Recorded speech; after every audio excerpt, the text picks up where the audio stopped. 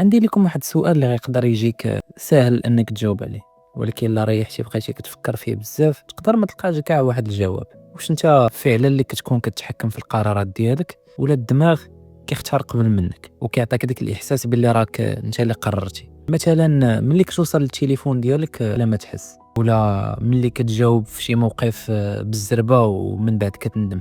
بعض المرات كتقول انا عارف هادشي غادي يضرني، واخا هكاك كدير هذاك الحوايج اللي كيضروك. هنا كيبدا الشك، واش انا اللي كنسوق حياتي ولا كاين واحد الجزء الداخل فيا ديما سابقني؟ هذا السؤال ماشي غير ديال التنميه الذاتيه او لا تطوير النفس، ولكن هذا السؤال داخل فيه شويه ديال الفلسفه، داخل فيه حتى داك السؤال اللي حيرنا كاملين في السنكيام، هو شكون انا اصلا؟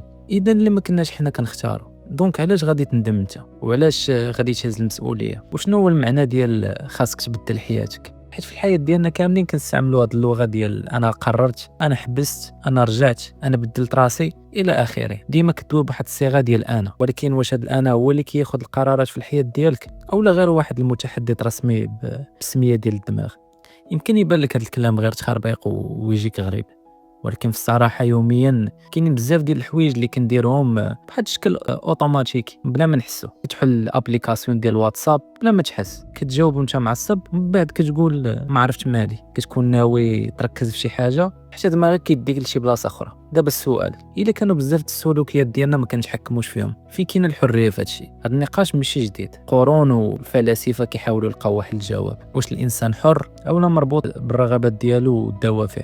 الفيلسوف إبيكتيتوس قال واحد الفكرة اللي بسيطة ولكن في نفس الوقت عندها واحد المعنى اللي هو كبير: بعض الأشياء في يدينا وبعض الأشياء ماشي في يدينا. هذه الفكرة كتقسم الحياة جوج ديال لي بارت، كاين اللي نقدر نتحكم فيه وكاين اللي ما عنديش عليه كاع الكونترول. يعني مثلا ماشي ديما تقدر تتحكم في الأفكار الأولى اللي كتجيك، ولكن تقدر شويه تتحكم في كيفاش غادي تتعامل معها. فيلسوف واحد اخر اللي سميتو شوبنهاور عنده واحد الكود اللي قاصحه شويه، كيقول فيها بالمعنى باللي الانسان يقدر يدير اللي بغا ولكن ما يقدرش يختار شنو باغي اصلا. هاد الجمله كتخلينا نفكروا في بزاف ديال الحوايج، حيت كتعني ممكن تكون عندك الحريه بالفعل، ولكن الرغبات والدوافع عندها واحد الكونترول ديال الراس. ممكن هاد القرار تقدر ماشي تكون انت كاع اللي قررتي فيه من الاول. دابا وقف وفكر معايا، الا جاتك واحد اللحظه ديال الخوف اولا واحد لحظه غضب، واش انت اللي طلبتي هادشي اولا لقيتيه موجود؟ هذا هو اللب ديال السؤال.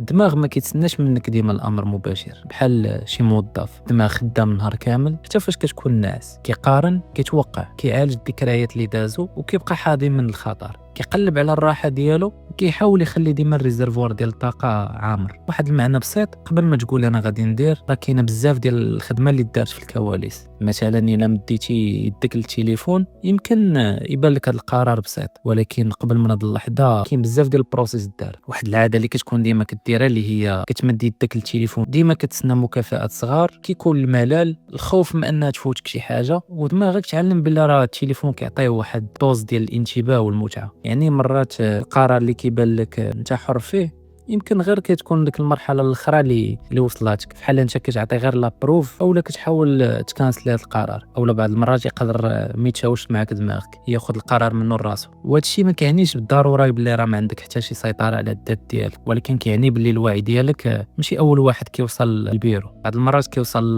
معطل. كاينه واحد التجربه مشهوره اللي كدار الضجه في هذا الموضوع. العالم بنجامين ليبت دار واحد التجربه على الحركات اللي بسيطه، بحال ان الشخص يحك صباعه في واحد الوقت اللي اختاروا هو، كيقيسوا النشاط ديال الدماغ وكيشوفوا فاش الشخص كيحس باللي فاش كيقرر يحك صباعه النتائج تشهرات باللي حيت بان النشاط ديال الدماغ تحضيري قبل الاحساس بالوعي. وحتى دابا الباحث واش واحد الجواب بواحد المعنى اللي هو بسيط: الدماغ باين عليه كيوجد الحركه قبل ما يقول الشخص راني قررت. من هنا خرج واحد السؤال اللي يقدر يخلعنا حنا كاملين: ايوا لا كان الدماغ بدا كيقرر قبل الوعي ديالنا، واش غير انا كنجي من بعد ونقول انا اللي قررت؟ بزاف الناس خافوا من هذه الفكره، حيت الا كانت صحيحه غتخلي الانسان ديما يشك في راسو بلا راه ما عندوش القرار على الجسم ديالو. فيمكن الاحساس ديالنا بالحريه يكون غير قصه وحنا كنعاودوها لراسنا، ولكن هنا خصنا نكونوا واقعيين. علماء حتى هما ما متيقينش كاملين، حيت كاين اللي كيشوف ان هذه التجارب كتشمل غير واحد الحركات اللي كيكونوا بساط اللي كيديرهم الجسم. ماشي ضروري نفس الشيء كيطبق على القرارات الكبيره في الحياه، بحال الزواج، الخدمه، التوبه، الالتزام الى اخره.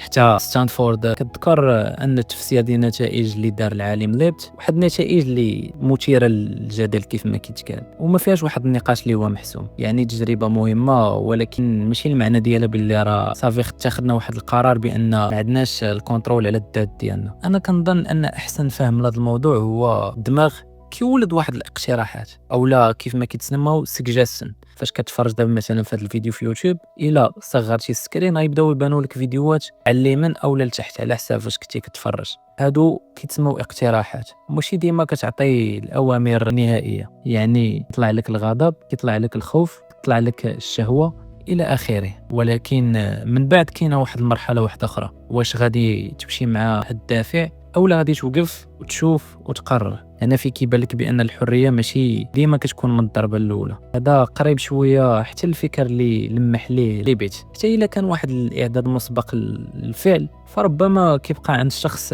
نوع من الفيتو، عنده القدره يوقف قبل ما يدوز التنفيذ. هذه النقطه حتى هي جزء من الجدل اللي جا من بعد التجربه. تصور معايا هذا المشهد، واحد خدام نهار كامل، راجع عيان، حلف هاد الليله ما غاديش يضيع وقته، غادي يركز، غادي يقرا ويخدم على راسو. جلس بعد دقيقة، شد التليفون، دخل ريلز، بقى كيسكرولي، دازت 40 دقيقة. من بعد قال واش انا بصح انا اللي دخلت نسكرولي في الانستغرام وعلاش انا ضعيف؟ لكن يمكن المشكل ماشي في الضعف بوحدو، ولكن بزاف ديال العوامل اللي تحكموا في هذا القرار. الدماغ كان عيان، كيقلب على واحد الراحة دغيا دغيا، وتليفونه عنده واحد المصدر ديال واحد المكافآت اللي كيكونوا دغيا دغيا.